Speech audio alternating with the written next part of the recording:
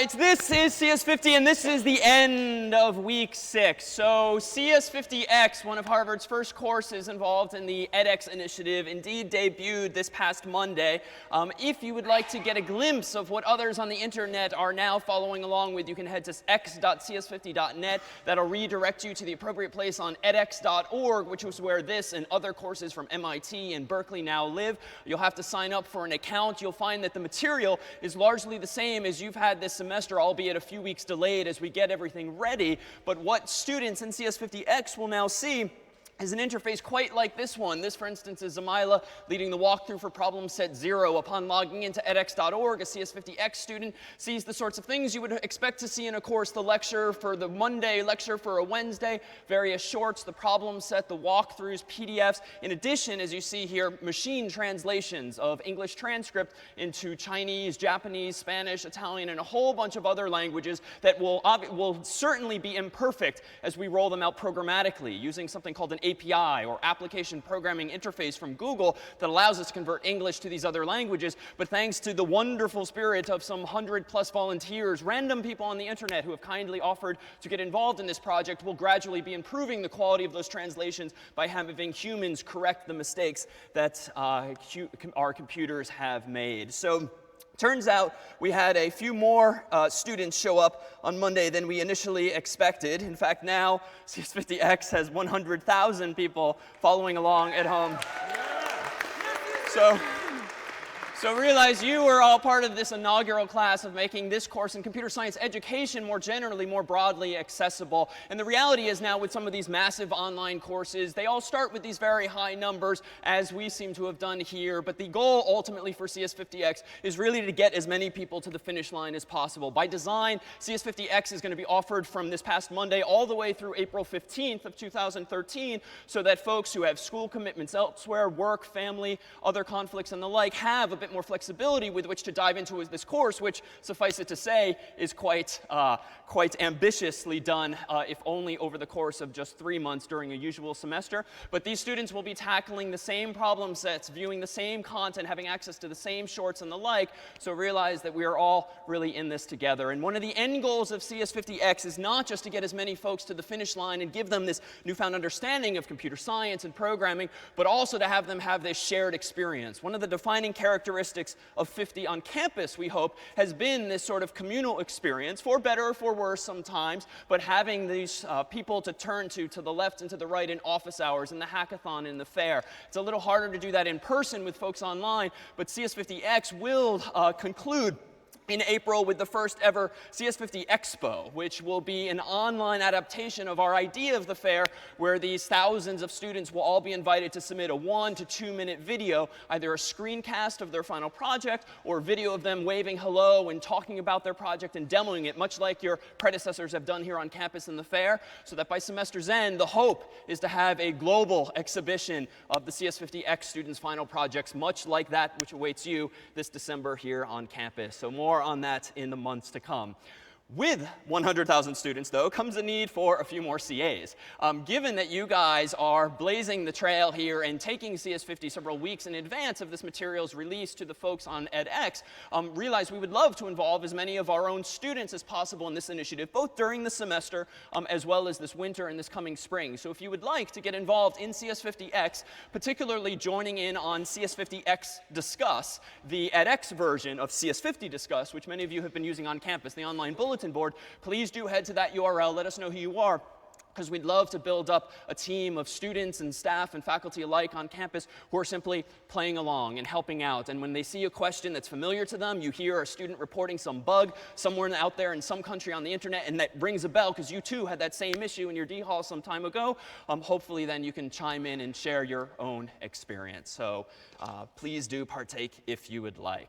All right, so computer science courses at Harvard have a bit of a tradition, CS50 among them, of having some apparel, sort of some clothes that you can wear proudly at semester's end, saying quite proudly that you finished CS50 and took CS50 and the like. And we always try to involve students in this process as much as possible, whereby we invite around this time of the semester students to submit designs using Photoshop or whatever tool of choice you like to use if you're a designer, to submit designs for t-shirts and sweatshirts and umbrellas and little bandanas for dogs we now have and the like. And everything is then The winners each year are then exhibited on the course's website at store.cs50.net. Everything is just sold at cost there, but the website just runs itself and allows people to choose the colors and designs that they like. So I thought we'd just share some of last year's designs that were on the website, besides this one here, which is an annual tradition. Every day I'm segfaulting was one of the submissions last year, which is still available there for alumni. We had this one, CS50, established 1989. One of our Bowdens, Rob, was very popular last year. Team Bowden was born. This design was submitted among the top sellers, as was this one here. Many people had Bowden fever according to the sales logs. So realize that that could now be your design there up on the internet. So more details on this in the next problem set to come. So one more tool. You've had some exposure and hopefully now some hands-on experience with GDB, which is, of course, a debugger, and allows you to manipulate your program at a fairly low level doing what kinds of things? What does GDB let you do? Yeah, give me something. Good. So step into function. So you don't just have to type run and have the program blow through its entirety, printing out things to standard output. Rather, you can step through it line by line, either typing next to go line by line by line, or step to dive into a function, typically one that you wrote. What else does GDB let you do? Yeah. Print variables. So if you want to do a little introspection inside of your program without having to resort to writing printf statements all over the place, you can just print a variable or display a variable. What else can you do with a debugger like GDB?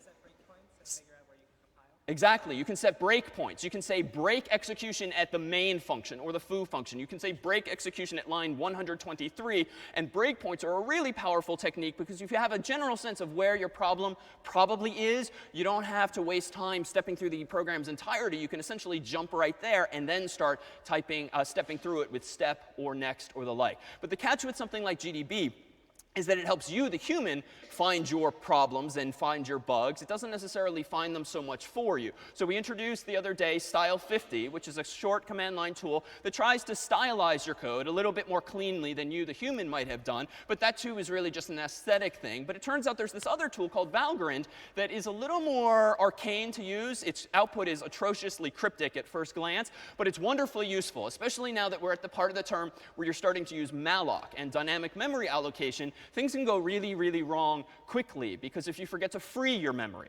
or you dereference some null pointer, or you dereference some garbage pointer, what is typically the symptom that results? So segfault, and you get this core file of some number of kilobytes or megabytes that represents the state of your program's memory when it crashed, but your program ultimately segfault, segmentation fault, which means something bad happened, almost always related to a memory-related mistake that you made somewhere. So valgrind helps you find things like this. It's a tool that you run like GDB after you've compiled your program, but rather than run your program directly, you run valgrind and you pass to it your program, just like you do with GDB. Now, the usage to get the best kind of output is a little long, so at the top of the screen, you'll see valgrind-v. -v almost universally means verbose when you're using programs on a Linux computer. So it means spit out more data than you might by default. --leak-check equals full. This is just saying check for all possible memory leaks, mistakes that I might have made. This, too, is a common paradigm with Linux programs. Generally, if you have a command line argument that's a switch that's supposed to change the program's behavior and it's a single letter, it's -v. But if that switch, just by design of the programmer, is a full word or a series of words, the command line argument starts with --. These are just human conventions, but you'll see them increasingly. And then finally, a.out is the arbitrary name for the program in this particular example. And here are some representative outputs. So before we look at what that might mean, let me go over to a snippet of code over here. And let me move this out of the way, coming soon. And let's take a look at memory.c, which is this short example here. So in this program, let me zoom in on the functions in questions. We have a function main that calls a function f. And then what does f proceed to do in slightly technical English? What does f proceed to do? How about we'll start with line 20. And the star's location doesn't matter, but I'll just be consistent here with last lecture. What's line 20 do for us? On the left-hand side, we'll break it down further. OK, int star x. What does that do? OK, it's declaring a pointer. And now let's be even more technical. What does it mean, very concretely, to declare a pointer? Someone else? Yeah. Gives the address of the first integer. Too far. So you're reading to the right-hand side of the equal sign. Let's focus just on the left, just on int star x. This does, quote unquote, declare a pointer. But now let's dive in deeper to that definition. What does that concretely, technically mean? Yeah.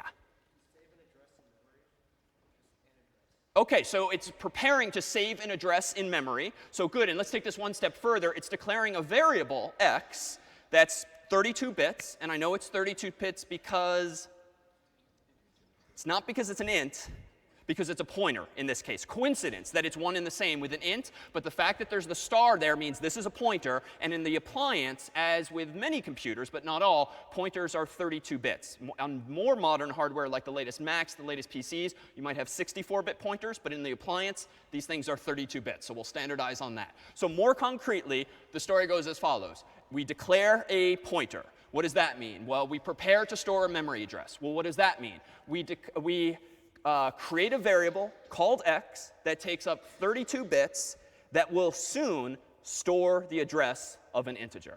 And that's probably about as precise as we can get. So it's fine moving forward to sort of simplify the world and just say declare a pointer called x, declare a pointer, but realize and understand what's actually going on, even in just those few characters. Now, this one's almost a little easier, even though it's a longer expression. So what is this doing that's highlighted now? Malloc 10 times size of int. Yeah. Good. And I'll take it there. So it's allocating a chunk of memory for 10 integers. And now let's dive in slightly deeper. It's allocating a chunk of memory for 10 integers. What is malloc then returning? The address of that chunk, or more concretely, the address of the first byte of that chunk. How then am I, the programmer, to know where that chunk of memory ends? I know that it's contiguous. Malloc, by definition, will give you a contiguous chunk of memory, no gaps in it. You have access to every byte in that chunk, back to back to back. But how do I know where the end of this chunk of memory is when you use malloc? Good. You don't. You have to remember. So I have to remember that I use the value 10, and I don't even seem to have done that here, but the onus is entirely on me. Strlang, which we've become slightly reliant on for strings, works only because of this convention of having \0 or the special null character, NUL, at the end of a string. That does not hold for just arbitrary chunks of memory. It's up to you. OK, so line 20 then allocates a chunk of 10 allocates a chunk of memory that can store 10 integers, and it stores the address of the first byte of that chunk of memory in the variable called x, ergo, which is a pointer. So line 21, unfortunately, was a mistake. But first, what is it doing? It's saying store at location 10, 0 indexed, of the chunk of memory called x, the value 0. So notice a couple of things are going on. Even though x is a pointer, recall from a couple weeks ago that you can still use the array-style square bracket notation because that's actually shorthand notation for the more cryptic-looking pointer arithmetic, where we would do something like this. Take the address x, move 10 spots over, then go there to whatever address is stored at that location. But frankly, this just is atrocious to sort of read and get comfortable with. So the world typically uses the square brackets just because it's so much more human-friendly to read. But that's what's really going on underneath the hood. X is an address, not an array per se. All right, so this is storing 0 at location 10 in x. Why is this bad? Someone else, yeah.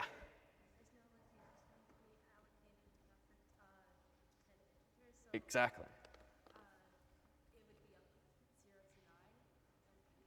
Exactly. We only allocated 10 ints, but we count from 0 when programming in C. So you have access to 0, 1, 2, 3, 4, 5, 6, 7, 8, 9, but not 10. So either the program is going to segfault or it's not. But we don't really know. This is sort of a non-deterministic behavior. It really depends on whether we get lucky. If it turns out that the operating system doesn't mind if I use that extra byte, even though it hasn't given it to me, my program might not crash. It's wrong. It's buggy, but you might not see that symptom, or you might see it only once in a while. But the reality is that the bug is, in fact, there. And it's really problematic if you've written a program that you want to be correct, that you've sold a program that people are using that every once in a while crashes. because, of course, this is not good. In fact, if you have an Android phone or an iPhone and you download apps these days, if you've ever had an app just quit, all of a sudden it disappears, that's almost always the result of some memory-related issue, whereby the programmer screwed up and dereferenced a pointer that he or she shouldn't have, and the result of iOS or Android is to just kill the program altogether, rather than risk undefined behavior or some kind of security compromise. So there's one other bug in this program besides this one. What else have I screwed up in this program? I've not practiced what I've preached. Yeah. Good. I haven't freed the memory. So the rule of thumb now has to be, anytime you call malloc, you must call free when you are done using that memory. Now, when would I want to free this memory? Probably, assuming this first line was correct, I would want to do it here, because I couldn't, for instance, do it down here. Why?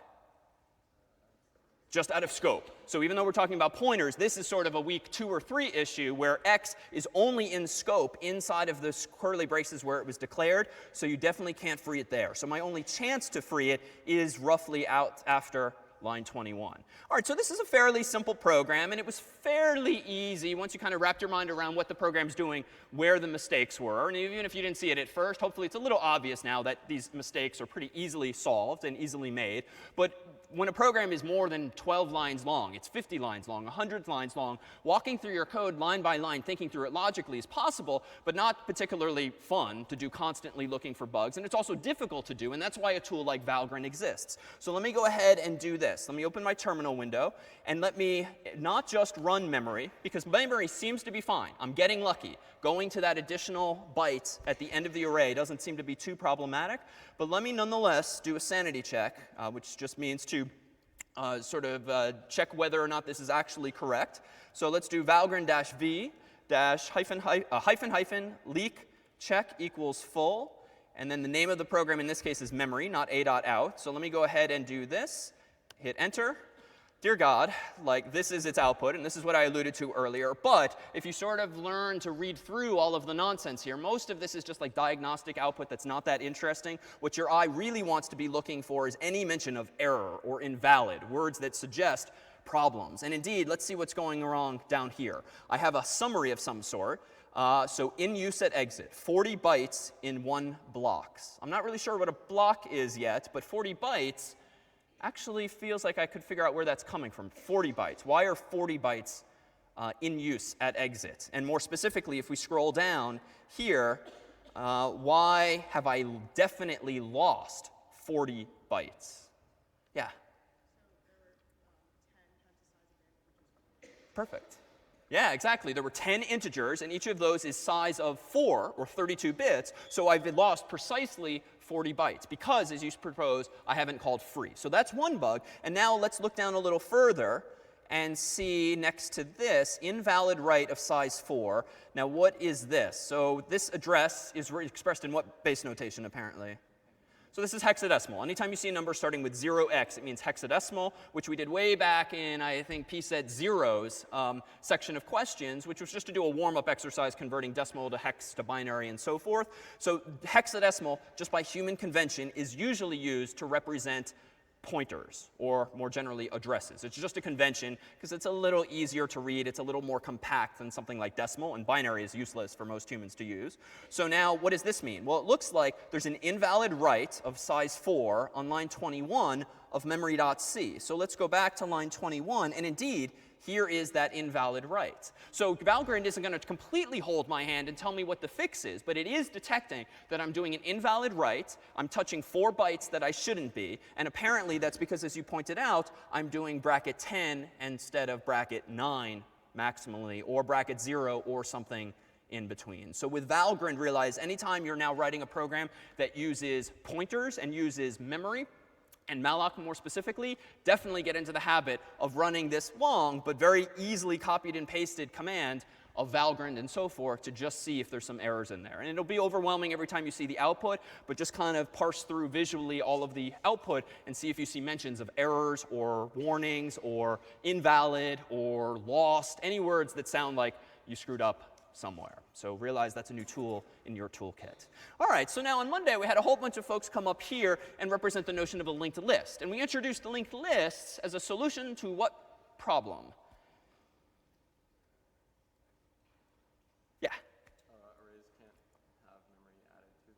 good. Arrays cannot have memory added to them. If you allocate an array of size 10, that's all you get. You can call a function like realloc if you initially called malloc, and that can try to grow the array if there is space toward the end of it that no one else is using. And if there's not, it will just find you a bigger chunk somewhere else, but then it will copy all of those bytes into the new array.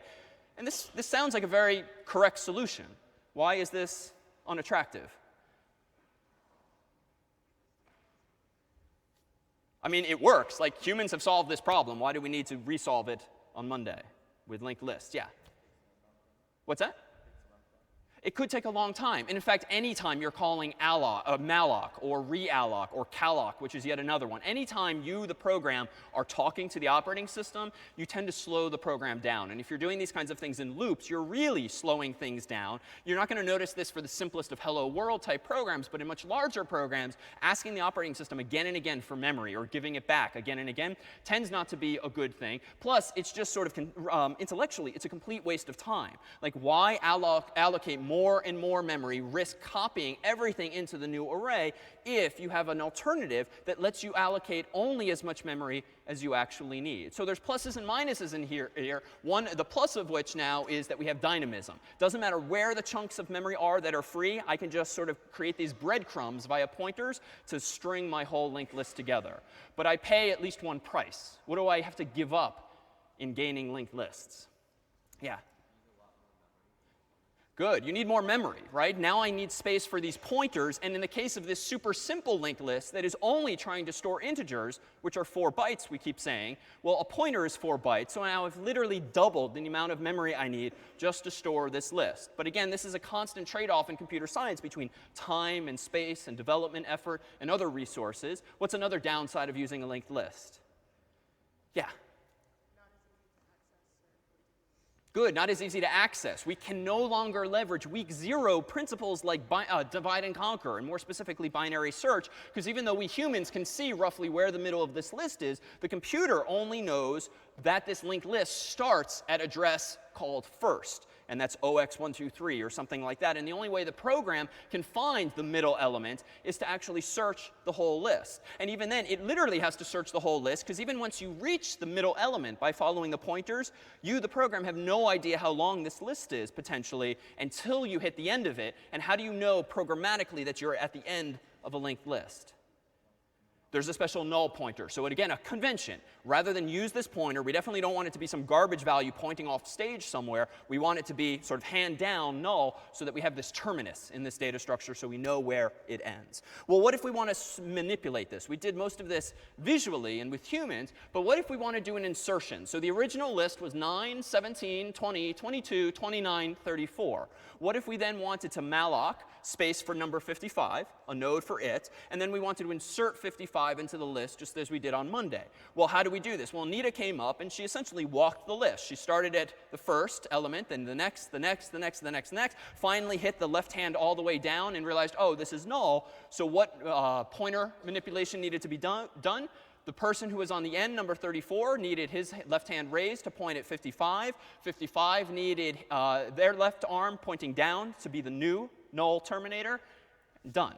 So pretty easy to insert 55 into a sorted list. Well, and how might this look? Well, let me go ahead and open up some code example here. I'll open up gedit, and let me open up 2 files first. One is list1.h, and let me just remind that this was the chunk of code that we used to represent a node. A node has both an int called n and a pointer called next that just points to the next thing in the list.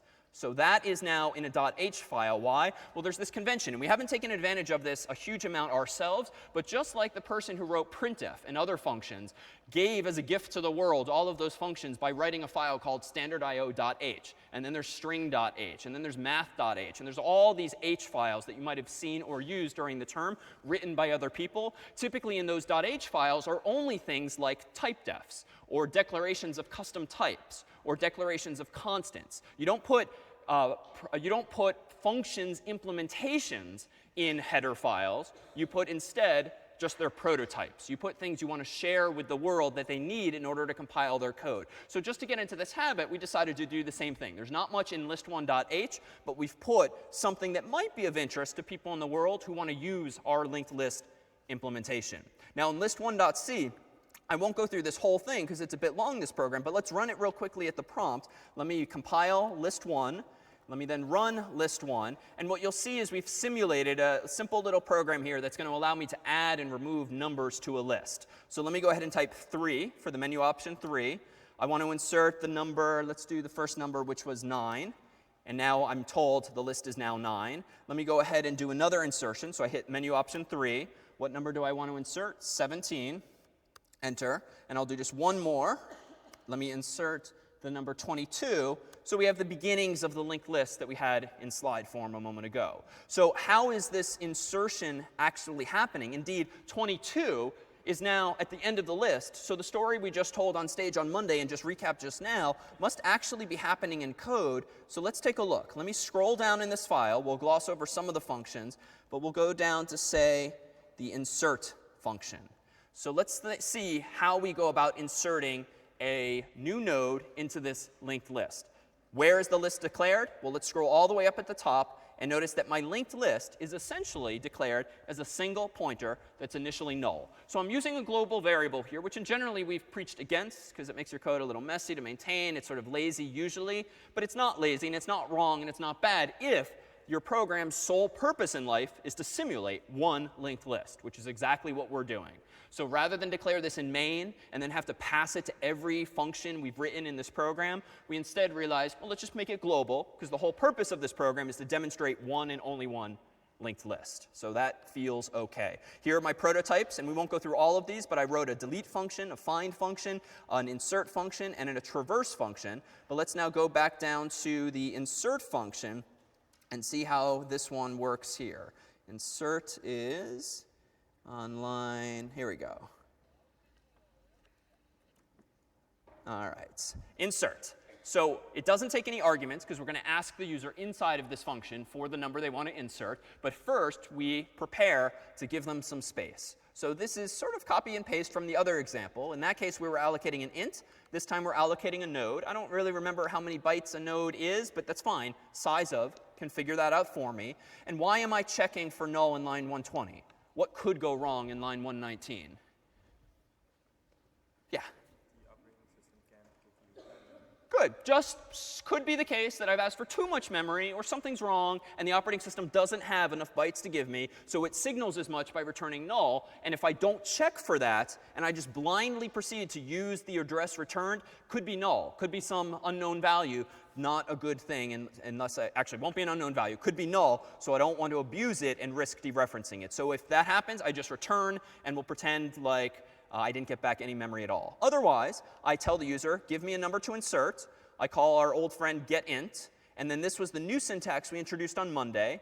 New pointer, arrow n, means take the address that you were given by malloc, which represents the first byte of a new node object, and then go to the field called n.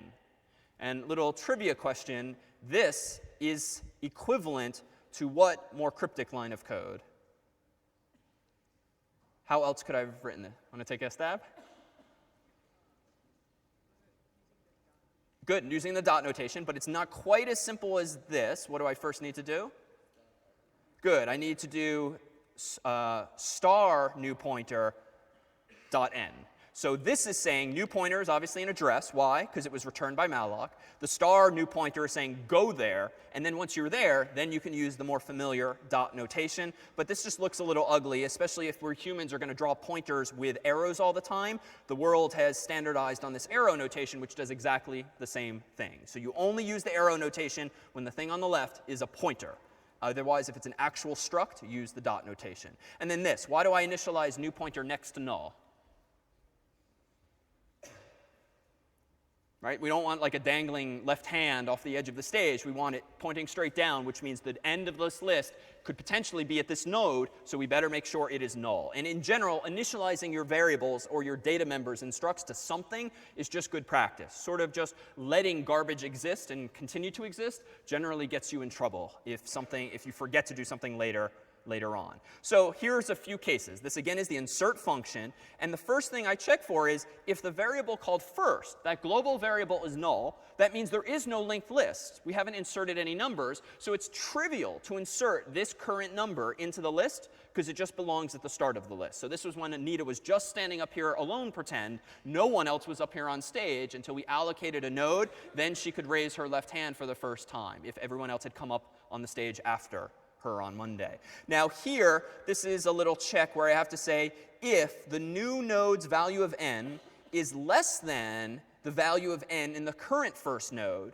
that means there is a linked list that's begun. There's at least one node in the list, but this new guy belongs before it, so we need to kind of move things around. So in other words, if the list has started with just the number 9, let's say just the number 17, that's the, actually, we can do this more clearly. So if we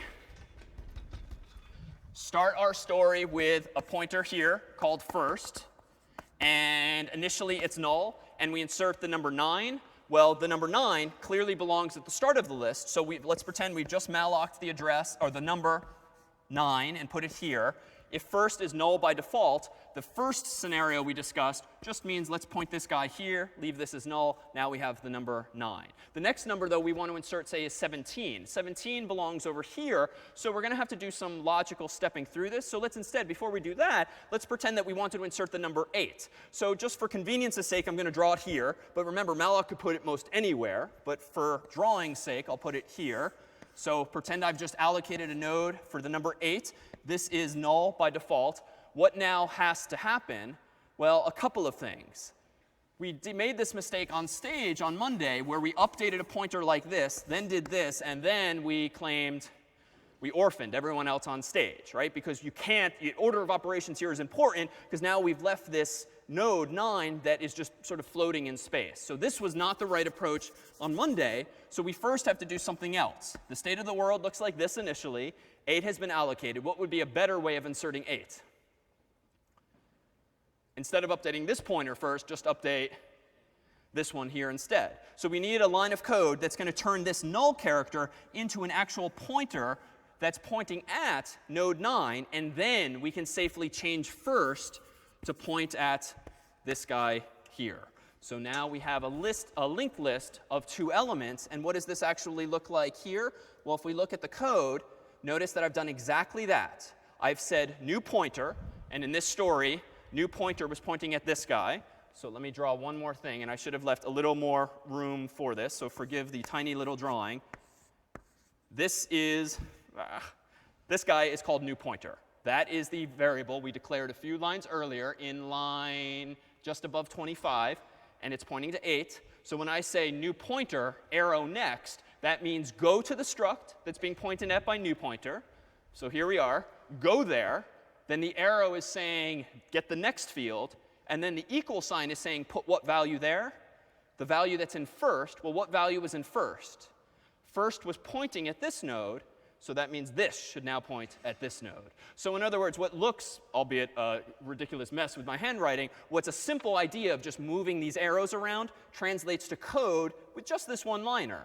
Store what is in first in the next field, and then update what first actually is. Well, let's go ahead and fast forward through some of this and look only at this tail insertion for now. So suppose I get to the point where I find that the next field of some node is null. And at this point in the story, a detail I'm glossing over is that I've introduced another pointer up here in line 142, predecessor pointer. I'm essentially, at this point in the story, once the list gets long, I kind of need to walk it with 2 fingers, because if I go too far, remember in a singly linked list, you can't go backwards. So this idea of pred pointer is like my left finger, and new pointer is like my, not new pointer, another pointer that's here is my other finger, and I'm just kind of walking the list. And so that's why that exists. But let's only consider one of the simpler cases here.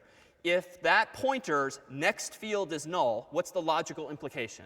If you are traversing this list and you hit a null pointer, you're at the end of the list. And so the code to then append this one additional element is sort of the intuitive. We'll take that node whose next pointer is null, so this is currently null, and change it, though, to be the address of the new node.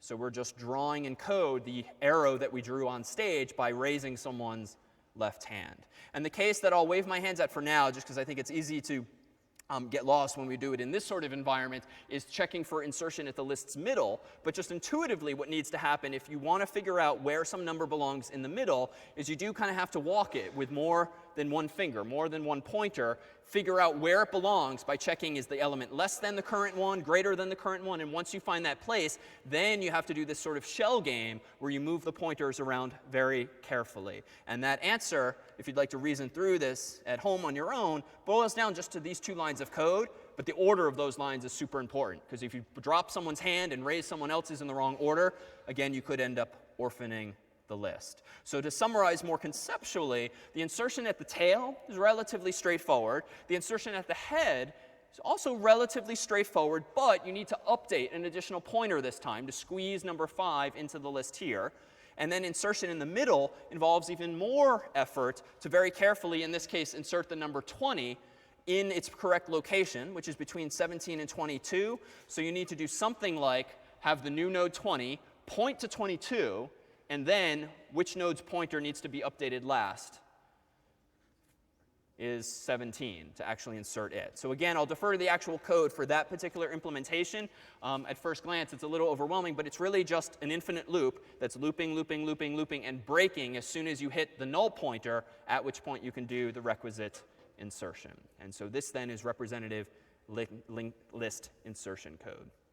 All right, so that was kind of a lot, and it feels like we've solved one problem, but we've introduced a whole other one. Frankly, we spent all this time on like big O and omega and running time, trying to solve problems more quickly, and here we are taking a big step backwards, it feels, and yet if the goal is to store data, feels like the holy grail, as we said on Monday, would really be to store things instantly. In fact, suppose that we did put aside linked lists for a moment, and we instead introduce the notion of a table. And let's just think of a table for the moment as an array. This array, in this case here, has some 26 elements, 0 through 25.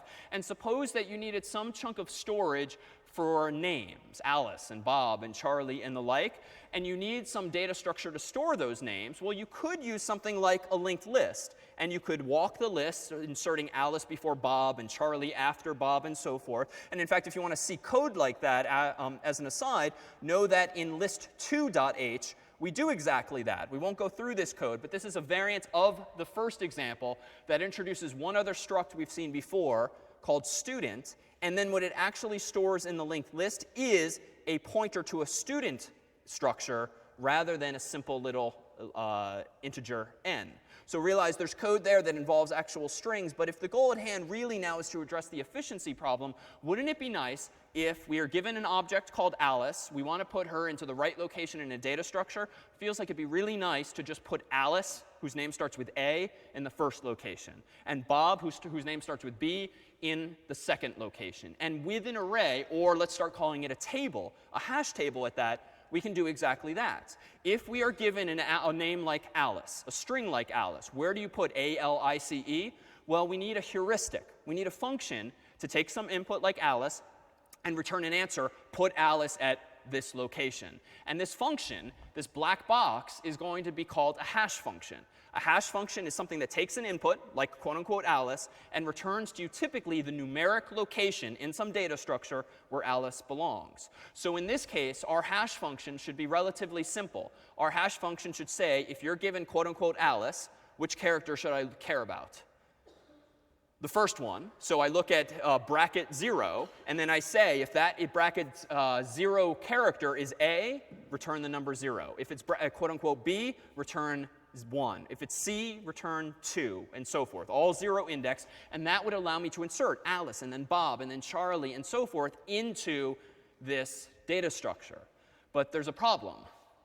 Like, what if Anita comes along again? Like, where do we put Anita? Her name, too, starts with the letter A, and it feels like we've made an even bigger mess of this problem. We now have immediate insertion, constant time insertion into a data structure, rather than worst case linear.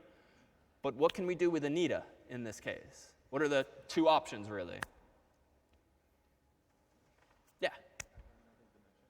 OK, so we could have another dimension. So that's good. So we could kind of build things out in 3D like we talked verbally on Monday. So we could add another axis here. But suppose that, no, like I'm trying to keep this simple. Like the whole goal here is to have immediate constant time access. So that's adding too much complexity. What are other options when trying to insert Anita into this data structure? Yeah? Good. So we could move everyone else down. Like Charlie nudges down Bob and Alice, and then we put Anita where she really wants to be. Of course, now there's a side effect of this. This data structure is probably useful not because we want to insert people once, but because we want to check if they're there later, if we want to print out all of the names in the data structure. Right? We're going to do something with this data eventually. So now we've kind of screwed over Alice, who's no longer where she's supposed to be. Nor is Bob, nor is Charlie. So maybe this isn't such a good idea. But indeed, this is one option. We could shift everyone down. Or heck, Anita came late to the game. Why don't we just put Anita not here, not here, not here. Let's just put her a little lower in the list. But then this problem starts to devolve again. You might be able to find Alice instantly based on her first name, and Bob instantly, and Charlie. But then you look for Anita, and you see, Alice is in the way. Well, let me check below Alice. Bob is not Anita. Charlie is not Anita. Oh, there is Anita. And if you continue that train of logic all the way, what's the worst case running time of finding or inserting Anita into this new data structure? It's like a big O of n, right? Because in the worst case, there's Alice, Bob, Charlie, ... all the way down to someone named Y. So there's only one spot left. Thankfully, we have no one named Z, so we put Anita at the very bottom. So we haven't really solved that problem. So maybe we actually do need to introduce this third dimension. And it turns out if we do introduce this third dimension, we can't do this perfectly, but the holy grail is going to be getting constant time insertion and dynamic insertions so that we don't have to hard code an array of size 26. We can insert as many names as we want.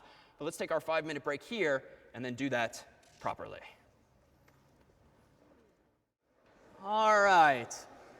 So I kind of set the story up pretty artificially there by choosing Alice and then Bob and then Charlie and then Anita, whose name was obviously going to collide with Alice. But the question we ended on Monday with is just how probable is it that you would get these kinds of collisions? In other words, if we start to use this tabular structure, which is really just an array, in this case of 26 locations, what if our inputs are instead uniformly distributed? It's not artificially Alice and Bob and Charlie and David and so forth alphabetically. It's uniformly distributed over A through Z. Maybe we'll just get lucky, and we're not going to have two A's or two B's with very high probability. But as someone pointed out, if we sort of generalize this problem and not do 0 through 25, but say 0 through 364 or 65 for the number of days in a typical year, and ask the question, well, what's the probability that two of us in this room have the same birthday? Put another way, what's the probability that two of us have a name starting with A? The sort of question is the same, but this address space, the search space, is bigger in the case of birthdays, because we have so many more days in the year than letters in the alphabet. Well, what's the probability of a collision? Well, we can think of this by doing figuring out the math the opposite way. What's the probability of no collisions? Well, this expression here says that what's the probability, if there's just one person in this room, that they have a unique birthday? It's 100%, because if there's only one person in the room, his or her birthday can be any of the 365 days out of the year. So 365 divided by 365 options gives me a value of 1. So the probability in question at the moment is just 1. But if there's a second person in the room, what's the probability that their birthday is different? Well, there's only 364 possible days, ignoring leap years, for their birthday not to collide with the other person. So 364 divided by 365. If a third person comes in, it's 363 divided by 365, and so forth. So we keep multiplying together these fractions, which are getting smaller and smaller, to figure out what is the probability that all of us have unique birthdays. But then we can, of course, just take that answer and flip it around and do 1 minus all of that. And the expression we'll eventually get, if you remember the back of your math books, it looks a little something like this, which is much more easily interpreted graphically. And this graphic here has on the x-axis the number of birthdays, or number of people with birthdays, and on the y-axis the probability of a match. And what this is saying is that if you have, let's say, let's choose something like 22, 23, if there's 22 or 23 people in the room, the probability that 2 of those very few people are going to have the same birthday is actually super high combinatorically. 50% odds that in a class of just 22 people, a seminar practically, 2 of those people are going to have the same birthday because there's so many ways in which you can have the same birthday. Even worse, if you look at the right-hand side of the chart, by the time you have a class with 58 students in it, the probability of 2 people having a birthday is super, super high, nearly 100%. Now, that's sort of a fun fact about real life, but the implications now for data structures and storing information means that just kind of assuming you have a nice, clean, uniform distribution of data and you have a big enough array to fit a bunch of things doesn't mean you're going to get people in unique locations. You're going to have collisions. So this notion of hashing, as it's called, taking an input, like quote unquote Alice, and massaging it in some way, and then getting back an answer like 0 or 1 or 2, getting back some output from that function, is plagued by this probability of collisions. So how can we handle those collisions? Well, in the one case, we can take the idea that was suggested. We can just shift everyone down, or maybe a little more simply, rather than move everyone else, let's just move Anita to the bottom of the available spot. So if Alice is in 0, Bob is in 1, Charlie's in 2, we'll just put Anita at location 3. And this is a technique in data structures called linear probing. Linear because you're just walking this line and you're sort of probing for available spots in the data structure. Of course, this devolves into big O of n. If the data structure is really full, there's 25 people in it already, and then Anita comes along, she ends up at what would be location Z, and that's fine. She still fits, and we can find her later, but this was sort of contrary to the goal of speeding things up. So what if we instead introduce this third dimension? That technique is generally called separate chaining, or having chains. And what a hash table now is, this tabular structure, your table is just an array of pointers. But what those pointers point to is, guess what? A linked list. So what if we take sort of the best of both of these worlds? We use arrays for the initial indexes into the data structure, so we can instantly go to bracket 0, bracket 1, bracket 30, or so forth. But so that we have some flexibility and we can fit Anita and Alice and Adam and any other A name, we instead let the other axis grow arbitrarily. And we finally, as of Monday, have that expressive capability with linked lists. We can grow a data structure arbitrarily. Alternatively, we could just make a huge 2-dimensional array, but that's going to be an awful situation if one of the rows in a 2-dimensional array isn't large enough for the additional person whose name happens to start with A. God forbid we have to reallocate a huge 2-dimensional structure just because there's so many people named A, and especially when there's so few people named Z something, it's just going to be a very sparse data structure. So it's not perfect by any means, but now we at least have the ability to instantly find where Alice or Anita belongs, at least in terms of the vertical axis, and then we just have to decide where to put Anita or Alice in this linked list. If we don't care about sorting things, how quickly could we insert Alice into a structure like this? It's constant time, right? We index into bracket 0, and if no one's there, Alice goes at the start of that linked list. But that's not a huge deal, because if Anita then comes along some number of steps later, where does Anita belong? Well, bracket 0, Alice is already in that linked list. But if we don't care about sorting these names, well, we can just move Alice over, insert Anita, but even that is constant time. Even if there's Alice and Adam and all these other A names, it's not really shifting them physically. Why? Well, because we just did here with linked lists, who knows where these nodes are anyway? All you have to do is move the breadcrumbs, move the arrows around. You don't have to physically move any data around. So we can insert Anita in that case instantly, constant time. So we have constant time lookup and constant time insertion of someone like Anita. But, kind of oversimplifying the world, what if we later want to find Alice? What if we later want to find Alice? How many steps is that going to take? The number of people before her in the link. Exactly, the number of people before Alice in the linked list. So it's not quite perfect because our data structure, again, has this vertical axis, and then it has these linked lists hanging. Actually, let's not draw it as an array. It has these linked lists hanging off of it that looks a little something like this. But the problem is if Alice and Adam and all these other A names end up more and more over there, finding someone could end up taking a bunch of steps because you have to traverse the linked list, which is a linear operation. So really then the insertion time ultimately is big O of n, where n is the number of elements in the list, divided by, let's arbitrarily call it m, where m is the number of linked lists that we have in this vertical axis. In other words, if we truly assume a uniform distribution of names, totally unrealistic. There's obviously more of some letter than others. But if we assume for the moment a uniform distribution, and we have n total people and m total chains available to us, then the length of each of these chains, fairly simply, is going to be the total, n, divided by the number of chains, so n over m. But here's where we can sort of be all mathematically clever. M is a constant, right? Because there's a fixed number of these. You're going to declare your array at the beginning, and we're not resizing the vertical axis by definition. That stays fixed. It's only the horizontal axis, so to speak, that's changing. So technically, this is a constant. So now the insertion time is actually pretty much O of n. So it doesn't feel all that much better. But what's the truth here? Well, all this time, for weeks, we've been saying big O of n squared, big O of n 2 times n squared minus n divided by 2.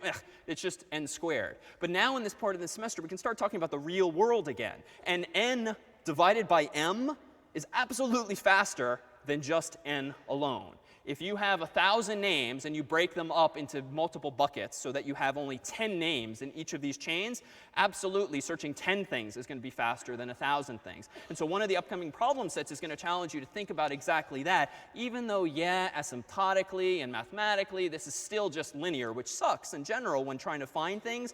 In reality, it's going to be faster than that because of this divisor. And so there's, again, going to be this trade-off in this conflict between theory and reality. And one of the knobs we'll start turning at this point in the semester is more of the reality one. As we sort of prepare for semester's end, as we introduce the world of web programming, where really performance is going to count, because your users are going to start to feel and appreciate poor design decisions. So how do you go about implementing a hash table with 31 elements? And the previous example was arbitrarily about birthdays. If someone has a birthday of January 1 or February 1, we'll put them in this bucket. If it's January 2, February 2, March 2, we'll put them in this bucket. That's why it was 31. How do you declare a hash table? It can be pretty simple. Node star, table is my arbitrary name for it, bracket 31. This gives me 31 pointers to nodes. And that allows me to have 31 pointers to linked lists, even if those chains are initially null. What do I want to put if I want to store actually quote unquote Alice, quote unquote Bob, quote unquote Charlie? Well, we need to wrap those things in a structure because we need Alice to point to Bob, to point to Charlie, and so forth. We can't just have the names alone. So I could create a new structure called node here. What is an actual node? What is a node in this new linked list? Well, the first thing, called word, is for the person's name. Length presumably relates to the maximum length of a human's name, whatever that is, 20, 30, 40 characters in crazy corner cases. And +1 is for what? Is just the extra null character, \0. So this node is wrapping, quote unquote, something inside of itself, but it also declares a pointer called next so that we can chain Alice to Bob to Charlie and so forth. Can be null, but doesn't necessarily have to be. Any question on these hash tables? Yeah?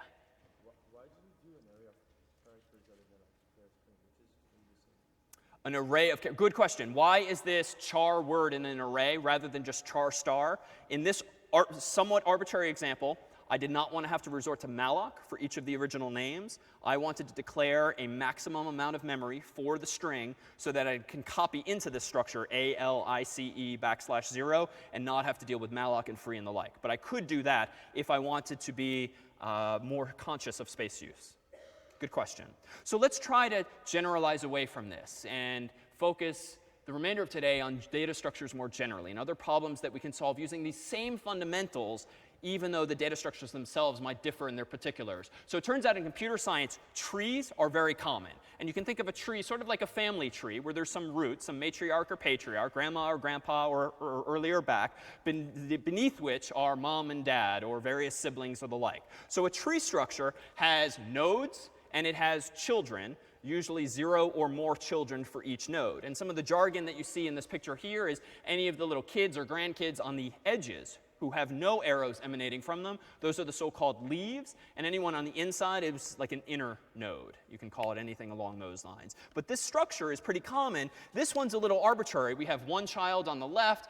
We have 3 children on the right, 2 children on the bottom left. So we can have different sized trees. But if we start to standardize things, and you might recall this from Patrick's video on binary search from a previous short online. Binary search doesn't have to be implemented with an array or pieces of paper on a blackboard. Suppose that you wanted to store your numbers in a more sophisticated data structure. You could create a tree like this. You could have a node declared in C, and that node can have at least 2 elements inside of it. One is the number you want to store, and the other is, oh, we need one more. The other is its children. So here's another data structure. This time a node is defined as storing a number n and then 2 pointers, left child and right child. And they're not actually arbitrary. What's interesting about this tree? What's the pattern in how we've laid this out, or how Patrick laid it out in his video?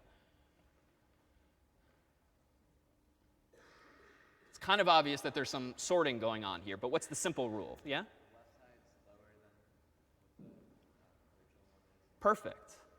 If you glance at this, you kind of see that small numbers on the left, big numbers on the right, but that's true for every node. For each node, its left child is less than it, and its right child is greater than it. What this means now is if I want to search this data structure for, say, the number 44, I have to start at the root, because as with all of these more complex data structures now, we only have a pointer to one thing, the beginning. And in this case, the beginning is the root. It's not the left end. It's the root of this structure. So I see, here's 55, and I'm looking for 44. Which direction do I want to go?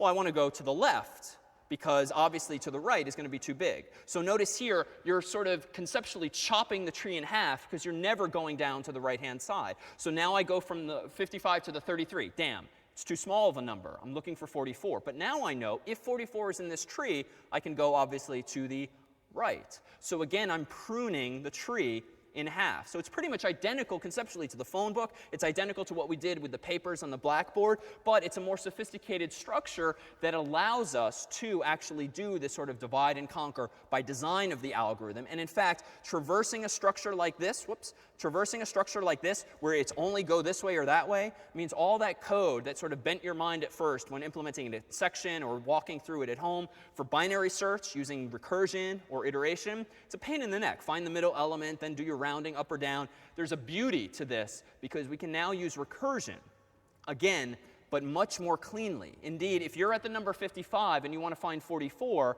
you go left in this case. Then what do? You run the exact same algorithm. You check the value of the node, then you go left or right. Then you check the value of the node, go left or right. This is perfectly suited to recursion. So even though in the past we've done some fairly arbitrary examples involving recursion that didn't need to be recursive, with data structures, especially trees, it's a perfect application of this idea of taking a problem, shrinking it, and then solving the same type of but smaller program. So there's another data structure we can introduce. This one is designed at first glance to look cryptic, but this one's amazing. So this is a data structure called a trie, T-R-I-E, which is inherited from the word retrieval, which is not pronounced retrieval, but that's what the world calls these things, tries, T-R-I-E. It is a tree structure of some sort, but each of the nodes in a trie appears to be what? And this is a bit misleading because it's kind of abbreviated. But it looks like each node in this trie is actually an array. And even though this author of this diagram hasn't shown it, in this case, this trie is a data structure whose purpose in life is to store words, like A-L-I-C-E or B-O-B. And the way in which this data stores Alice and Bob and Charlie and Anita and so forth is it uses an array, whereby to store Alice in a trie, we start at the root node, which looks like an array, and it's been written sort of shorthand notation. The author omitted A, B, C, D, E, F, G because there were no names with that. They only showed M and P and T. But in this case, let's move away from Alice and Bob and Charlie to some names that are actually here. Maxwell is actually in this diagram. So how did the author store M-A-X-W-E-L-L? Well, he or she started at the root node and went to bracket M, so roughly 13, the 13th location in the array. Then from there, there's a pointer leading to another array. From there, the author indexed into that array at location A, as depicted there at top left. And then he or she followed that pointer to another array and went to the pointer at location x, then in the next array at the location w, e, l, and so forth. And finally, let's actually try to put a picture to this. What does a node actually look like in code? A node in a trie contains an array of pointers to more nodes. But there's also got to be some kind of Boolean value, at least in this implementation. I happen to call it isWord y. Because when you're inserting maxwell, you're not inserting anything into this data structure. You're not writing m. You're not writing x. All you're doing is following pointers. The pointer that represents m, then the pointer that represents a, then the pointer that represents x, then w, But what you need to do at the end is sort of go, check. I reached this location. There was a word that ends here in the data structure. So what a trie is really filled with, and the author chose to represent these terminuses with little triangles, this just means that the fact that this triangle is here, this Boolean value of true, means if you go backwards in the tree, that means a word named Maxwell is in this. But the word foo, for instance, is not in the tree, because if I start at the root node up here at top, there's no f pointer, there's no o pointer, no o pointer. Foo is not a name in this dictionary. But by contrast, Turing, Alan Turing, T, U, R, I, N, G. Again, I didn't store T or U or R or I or N or G, but I did store in this data structure a value of true way down here in this node in the tree by setting this Boolean value of isWord to true. So a trie is kind of this very interesting meta structure where you're not really storing the words themselves for this kind of dictionary. To be clear, you're just storing yes or no. There is a word that ends here. Now, what's the implication? If you have 150,000 words in a dictionary that you're trying to store in memory using something like a linked list, you are going to have 150,000 nodes in your linked list. And finding one of those words alphabetically could take big O of n time, linear time. But in the case here of a trie, what's the running time of finding a word? Well, it turns out the beauty here is that even if you have 149,999 words already in this dictionary, as implemented with this data structure, how much time does it take to find or insert one more person into that, like Alice, A-L-I-C-E? Well, it's only 5, maybe 6 steps for the trailing character, right? Because the presence of other names in the structure does not get in the way of inserting Alice. Moreover, finding Alice, once there are 150,000 words in this dictionary, does not get in your way of finding Alice at all, because Alice is ... here, because I found a Boolean value. And if there is no Boolean true, then Alice is not in this data structure of words. So in other words, the running time of finding things and inserting things into this new data structure, a trie, is actually big O of, it's not n, because the presence of 150,000 people has no effect on Alice, it seems. So it's really, let's call it k, where k is the maximum length of a word in English, which is typically no more than 20-something characters. So really, k is a constant. So the holy grail we seem to have found now is that a trie, constant time for inserts, for lookups, for deletions, because the number of things already in the structure, which aren't even physically there, again, they're just sort of checked off, yes or no, has no impact on future running time. So there's got to be a catch. Otherwise, we wouldn't have wasted so much time on all these other data structures just to finally get to the secret one that's amazing. So what price are we paying to achieve this greatness here? Space. This thing is massive. And the reason that the author didn't present it here, notice that all of these things that look like arrays, he didn't draw the rest of the tree, the rest of the trie, because they're just not relevant to the story. But all of these nodes are super wide. And every node in the tree takes up 26, or actually could be 27 characters, because in this case, I was including space for the apostrophe, so that we could have apostrophized words. So in this case, these are wide arrays. So even though they're not pictured, this takes up a massive amount of RAM, which might be fine, especially on modern hardware, but that's the trade-off. We get less time by spending more space. So where is this all going? Well, let's see here. Let's do a jump to this guy here. So believe it or not, as much fun as C has been for some time now, we're reaching the point in the semester where it's time to transition to things more modern, things more higher level. And even though for the next couple of weeks we'll still continue to immerse ourselves in the world of pointers and memory management to get that comfort with which we can then build on, the end game is ultimately introduced, ironically, not this language. We'll spend like 10 minutes talking about HTML. HTML is a markup language. And what a markup language is like these series of open brackets and closed brackets that say, make this bold, make this italics, make this centered. It's not all that intellectually interesting, but it's super useful, and it's certainly omnipresent these days. But what's powerful about the world of HTML and web programming more generally is building dynamic things, writing code in languages like PHP or Python or Ruby or Java or C#, really whatever your language of choice is, and generating HTML dynamically, generating something called CSS dynamically, cascading style sheets, which is also about aesthetics. And so even though today, if I go to some website like the familiar google.com, and I go to view developer, view source, which maybe you've done before, but going to view source, this stuff probably looks pretty cryptic, but this is the underlying code that implements google.com on the front end. And actually, all of this is fluffy aesthetic stuff. This is CSS up here. If I keep scrolling down, we'll get some color-coded stuff. This is HTML. Google's code looks like a mess, but if I actually open up a different window, we can see some structure to this. If I open this up, notice here it's a little more readable. We're going to see before long this tag, open bracket, word, close bracket, is a tag. HTML, head, body, div, script, text area, span, center, div. And this is also sort of cryptic looking at first glance, but all of this mess follows certain patterns and repeatable patterns so that once we get the sort of basics down, you'll be able to write code like this and then manipulate code like this using yet another language called JavaScript. And JavaScript is a language that runs inside of a browser today that we use on Harvard courses for the course shopping tool, that Google Maps uses to give you a whole bunch of dynamism. Facebook gives you to show instant status updates. Twitter uses it to show you tweets instantly. All of this will we begin to immerse ourselves in. But to get there, we need to understand a little something about the internet. This clip here is just a minute long, and let's assume for now this is in fact how the internet works as a teaser for what's about to come. I give you Warriors of the Net.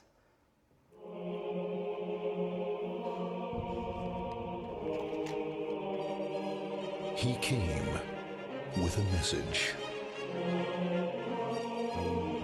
with a protocol all his own.